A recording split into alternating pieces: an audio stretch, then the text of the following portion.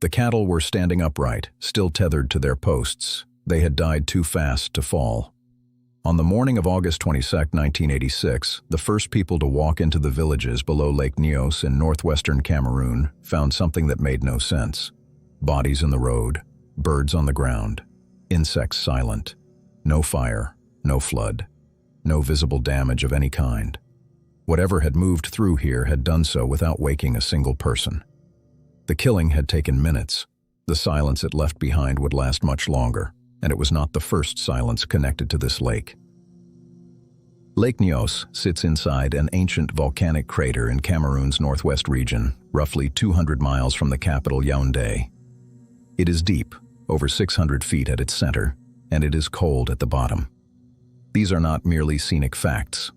They are the conditions for a specific, documented geological process called limnic eruption, the sudden, violent release of carbon dioxide dissolved under pressure in deep lake water.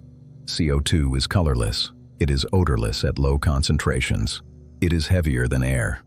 Released in sufficient volume, it flows downhill like water, displacing oxygen from every low-lying space it enters.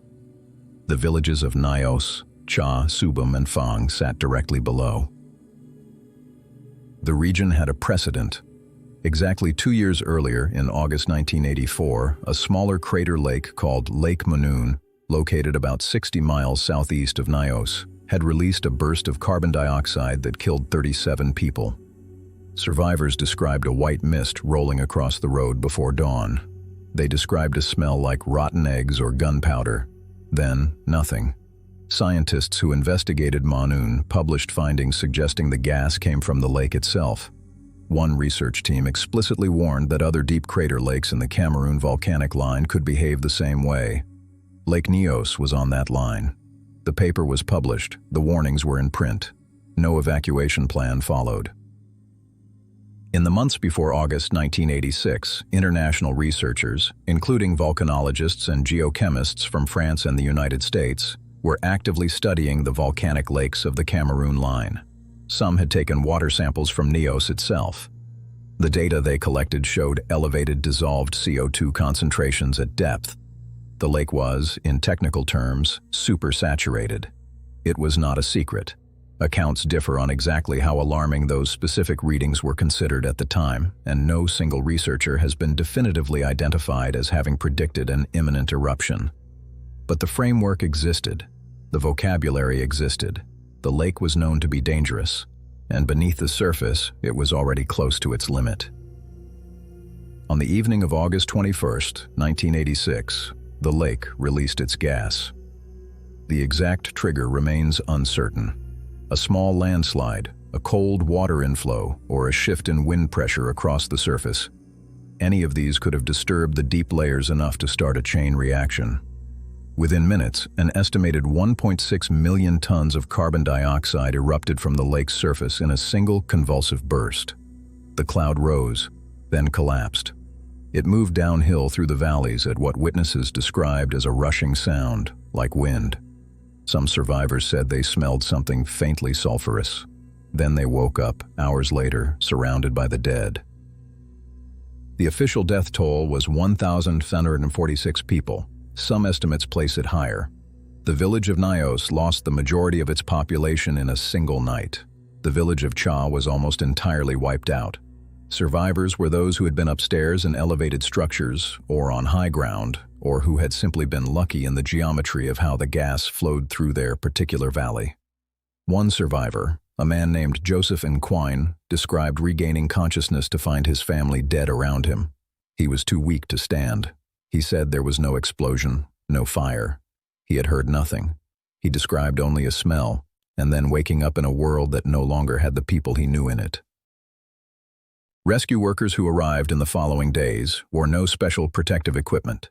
The gas had largely dissipated by then. CO2 does not linger once wind disperses it. What they found instead was a landscape of absolute stillness. Animals dead in their enclosures, crops standing untouched, personal objects exactly where they had been left. The lake itself had changed color, from its usual deep blue to a rust-brown red, stained by iron-rich sediment churned up from the deep water. A waterfall fed by the lake had run reddish for days. The The disaster had left no fire, no rubble, no visible wound on the land, only an absence. The geometry of ordinary life with the living removed. Within days, French and American scientists arrived to study the lake. They confirmed what the Manoon researchers had suspected 2 years earlier. This was a limnic eruption, a deep lake CO2 release. The science was not new. The danger class was not new. And then, slowly, the documentation began to surface. The pre-disaster water sampling data, the published post-Manoon warnings, the research showing Nyos sat on the same volcanic line and held the same geochemical conditions. No formal inquiry ever produced a finding of governmental negligence. No official was named. But the question that scientists and journalists kept returning to was not how this happened. It was why, with the data already in hand, no one had told the villages below the lake to move. The structural answer is uncomfortable. The Cameroon volcanic line runs through one of the least politically prioritized regions of the country. The villages below these lakes were remote, poor, and not connected to any hazard monitoring system. The international scientists who had the data were researchers, not emergency managers. They published papers. They did not have authority, or in some cases perhaps sufficient urgency, to trigger a government evacuation of civilian populations in a sovereign nation.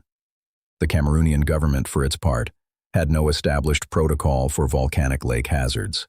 The gap between scientific knowledge and the apparatus needed to act on it was total. The data existed. The chain of communication that could have moved people to safety did not. Survivors of the disaster were relocated. The villages of Nyos and Cha were declared uninhabitable by the government, and most residents were moved to temporary camps and later resettled elsewhere. Some survivors refused to leave permanently and continued to return to the area despite the prohibition, tending to what remained of their land. In 2001, a team of scientists and engineers began installing a degassing pipe system in Lake Nyos, a long tube reaching to the deep water, allowing CO2 to release slowly and continuously rather than building toward another catastrophic eruption. A second pipe was added later. The lake still holds dangerous levels of dissolved gas. The pipes reduce risk. They do not eliminate it. The debate over accountability never fully closed. In the years following the disaster, some researchers argued that the post-Manoon warnings had been specific enough to constitute a foreseeable risk. Others maintained that predicting the timing of a limnic eruption was, and remains, scientifically impossible, and that criticism is easier in retrospect than action in real time. Both positions are defensible. What is not in dispute is the outcome. 1,746 confirmed dead, an entire regional culture displaced, and a lake that is still, today, accumulating gas faster than the pipes can remove it. The silence before the disaster and the silence of accountability after it are, in the end, the same silence. They belong to the same system. Lake Nyos is not a story about a natural disaster that could not have been avoided. It is a story about a gap between data and decision, between scientific community and political authority, between a paper published in a journal and a person asleep in a valley below a supersaturated lake. That gap has a name in disaster literature. It is called the last mile. The knowledge exists. The action does not reach far enough. Lake Nyos killed 1,746 people in one night. The lake is still there, the pipes are still running, and there are other volcanic lakes on that same line, holding the same gas, above other valleys where other people live. The next story is just as quiet and just as deadly.